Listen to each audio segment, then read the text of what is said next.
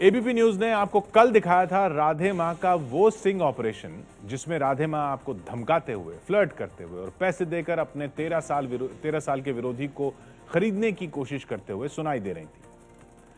लेकिन क्या आपने राधे मां को गिड़गिड़ाते हुए सुना है? क्या आपने उनकी उस दुनिया को देखा है जिसका रंग लाल है?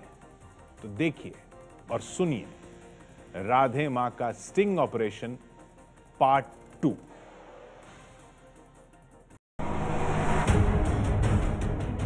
एबीपी न्यूज इस कार्यक्रम में इस्तेमाल हुई राधे मां की आवाज वाली फोन रिकॉर्डिंग की पुष्टि नहीं करता। एबीपी न्यूज को यह फोन रिकॉर्डिंग फगवाड़ा में रहने वाले पूर्व वीएचपी नेता सुरिंदर मित्तल ने दी है, जिसे हम ज्यों का त्यों दर्शकों को दिखा रहे हैं।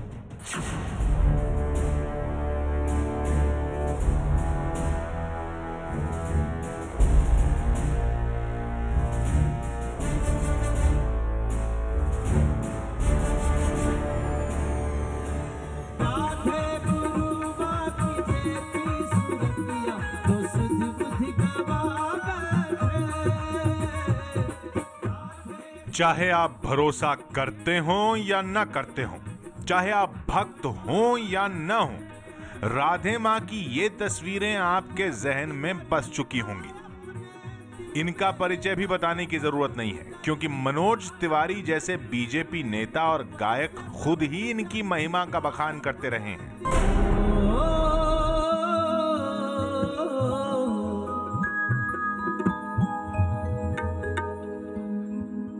अरे राधे गुरु माँ के चरणों में आए तो असुध बुध गवा बैठे। साल 2012 में हुए जागरण का ये वीडियो ये बताने के लिए काफी है कि राधे मां आस्था, पैसा और रसूख तीनों के बलबूते पर अपना साम्राज्य चलाती हैं और बड़ी बड़ी हस्तियां उनके दरबार में हाजिरी लगाती हैं। कांग्रेस के नेता संजय निरुपम भी यहां मौजूद हैं।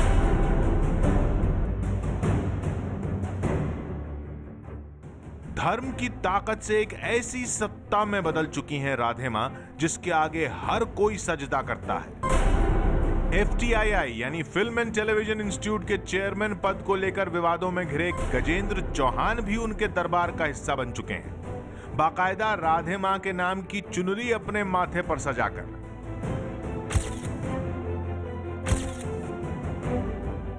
कई लोग होते हैं कि जो जाके इन बाबाओं को एंडोर्स करते हैं, अपनी सेलिब्रिटी स्टेटस को वहां इनकैश करते हैं, तो कोई तो उनके खिलाफ भी खड़ा हो जो गलत हो रहा है समाज के लिए।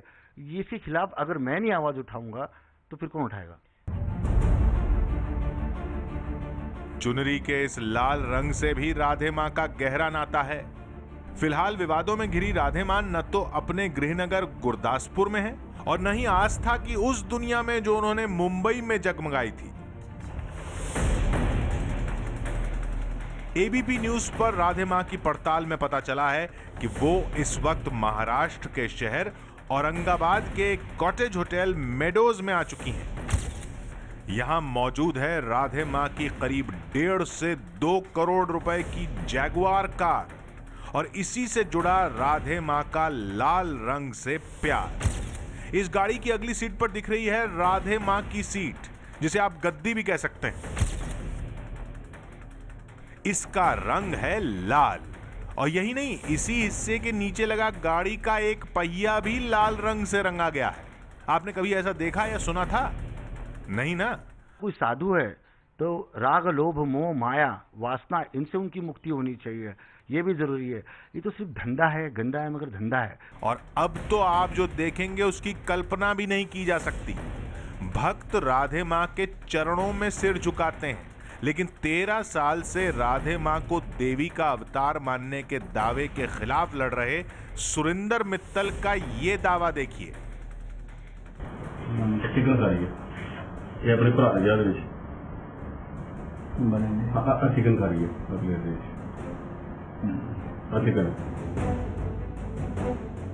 क्या खुद को देवी बताने वाली, खुद को हिंदू धर्म की पूज्य दुर्गा मां का अवतार बताने वाली राधे मां नॉन वेजिटेरियन है? सुरिंदर मित्तल का दावा है कि यही तस्वीर देखकर उन्होंने राधे मां का विरोध शुरू किया था। ये अपने भरा चिकन खा रही है और उसी विरोध से शुरू हुई थी राधे मां की सबसे बड़ी मुसीबत। यही वजह है कि आज तक सुरिंदर मित्तल के सामने राधे मां गिड़गिड़ाती हैं। यही वजह है कि राधे मां आज भी सुरिंदर मित्तल की गाली तक सुनती हैं और सुरिंदर मित्तल खोल रहे हैं उनके राज। ये खुलासा देखिए राधे मां के स्टिंग ऑपरेशन पार्ट 2 में। राधे मां और पूर्व वीएचपी नेता सुरिंदर मित्तल की दुश्मनी कितनी गहरी है ये आपको हम दिखा चुके हैं। तो आज देखिए इसी साल अप्रैल महीने में हुई वो बातचीत जिसमें राधे मां सुरिंदर मित्तल के सामने घुटने टेकने को तैयार है। कौन बोल रहे हो? मैं सुखविंदर कौर। हाँ बोलो। बस मैंने बोला अभी तुम गाली निकाल लो, झंडा कर दो। क्यों? मुझे गाली निकालने का शौक नहीं है मुझे कोई। आपको सुनने का शौक होगा तो अलग बात है। हाँ मुझे शौक है सुनने का। हाँ मुझे सुनने का शौक है। नहीं करेंगे आपसे। हाँ रात को मत किया करो, समझ लगी ना? तो दिन में किया करें। हाँ दिन में किया करो। ओके। हाँ मैं तुम भी सुनना चाहती हूँ। हाँ तुम्हें भी मजा आता है गाली निकालने का? भी दिन में गाली निकालते हो? हाँ अभी तक तो गाली निकाली नहीं है, लेकिन जिस दिन निकालूंगा मैं अच्छी तरह निकालूंगा। निकाल नो प्रॉब्लम। नहीं मुझे शौक नहीं है। तो मैं कंप्लेंट करने की आते हैं, मैं कंप्लेंट करने की आते हैं। अच्छा। यस। क्योंकि जो प्रभु के भक्त होते हैं वो कंप्लेंट नहीं करते। जो प्रभु के भक्त होते हैं वो ऐसी हरकतें भी नहीं करते। ये तो पता तुम्हें कौन करता, तुम करती हो मैं करता हूँ? मैं तो मजा ले रहा हूँ कि तुम्हारे भक्त कैसे बेवकूफ हैं जो तुम्हें ऐसे पूजा करते हैं तुम्हारी। अच्छा जी। हाँ जी है, मैं भी बेवकूफ हूँ। वो तो है ही है, बेवकूफों की सरदार बेवकूफ। और तुम भी बेवकूफ। मैं क्यों बेवकूफ? मैं क्यों बेवकूफ? पागल पागल पागल पागल पागल पागल पागल। देखो जी तुम पागल हो, इसलिए पागल से बात करनी, क्योंकि समझदारों से बात नहीं कर सकते ना, पागलों से बात कर सकते। सच्ची मुझे तरस आता बेचारों पे जो पत्नी कितनी श्रद्धा से तुम्हें मामा बना के पूजते हैं। नहीं उतनी तुम्हारी नजर में, तुम्हारी नजर में मुझे बन के क्या करना है? ये तुम्हें बताने की जरूरत नहीं है। यस तुम तो भगवान से भी लड़ते हो, माता से भी लड़ते हो जाके। I know very well everything. अच्छा। तुम तो माता को भी कहते थे मैं क्या क्या बिगाड़ा तुमने मुझे दुख दिए, तो पता है मुझे। I know very well everything. अच्छा। यस कमाल है। अच्छा। हाँ तुम तो माता से भी शिकवे करते हो। वो तो हर एक इंसान करता है। नो तुम ज्यादा करते हो। अच्छा। इसलिए तो तुम्हारे जितना सच्चा मेरा कोई भक्त इस दुनिया में नहीं है। जितना मुझे पुकार, जितना तुम मुझे प्यार करते हो उतना इस दुनिया में कोई प्यार ही नहीं मुझे करता। अच्छा। हाँ मैं दावे से कहती हूँ ये बात। अच्छा। धर्म के नाम में अपने को दुर्गा कहना, दुर्गा है आप कृष्ण है, तो कृष्ण भगवान बचपन में छोटी उंगली से तो पर्वत उठाया था, ये 1 किलो का डंबल उठा के दिखाए एक अपनी छोटी उंगली से, तो मैं मान जाऊं। तो ये मैं कहती हूँ जो ना बल्कि इनको सजा होनी चाहिए, मेरे जो प्रोमिनेंट फॉलोअर्स है उनको ज्यादा सजा होनी चाहिए कि वही उनका प्रचार कर रहे हैं। अगर डिमांड नहीं हो तो सप्लाई कहां से होगा? सुरिंदर मित्तल ने फोन के दूसरी तरफ से आने वाली आवाज को राधे मां की आवाज होने का दावा किया। दावा यह भी है कि फोन राधे मां ने ही किया था। अब जरा सुनिए, जब सुरिंदर पर गिड़गिड़ाने का भी फर्क नहीं पड़ा तो कैसे राधे मां ने जताया एहसान और फिर आ गई अपने आध्यात्मिक अवतार पे, आसाराम का जिक्र करते हुए। नहीं लोगों को बताना चाहिए कि मैं कैसा हूँ, सबको बताओ। मैंने किसी को नहीं बताया, जितने भी लोग आए मैंने किसी को, रंजीत भी आया मैंने किसी को कुछ नहीं बताया, कुसुम भी आई दिल्ली वाली मैंने उसके लिए भी कुछ नहीं बताया। तो किडनियाँ फेल हो गई हैं दिल्ली वाली की, उसके लिए भी उसको पूछो फोन करके। मुझे क्या जरूरत पड़ी है? मुझे क्या जरूरत पड़ी है? रंजीत को पूछो, कपिल को पूछो। क्या पूछूं कपिल को? दोस्तों को पूछो। मैंने उसके बारे में किसी को बुरा बोला? मैंने कुछ नहीं बोला। जो आया, जो मेरी इच्छा हुई उसको बुला, क्योंकि मैंने किसी के लिए कुछ। सही बात। अरे भला हो भला, अंत बनेगा भला। सही बात है। कबीरा हम आए संसार में जब तक हंसी हम रोए, ऐसी करनी कर चले हम हंसे जग रोए। सही बात। कबीर जी ने कहा है जब जन्म, आसाराम भी ऐसे कहता था। आसाराम देव 2 पैसे का बंदा नहीं। संत पता कहाँ से? हाँ। संत किसको कहते हैं? मुझे क्या पता, मुझे पता कुछ नहीं। मैं सीखो ना, मैं सिखाओ, बोलो। हाँ, संत क्या होता है? संत 16 पहनने से संत नहीं होता। अच्छा। संत कई मानी होती मेरा देखना तो सही से है।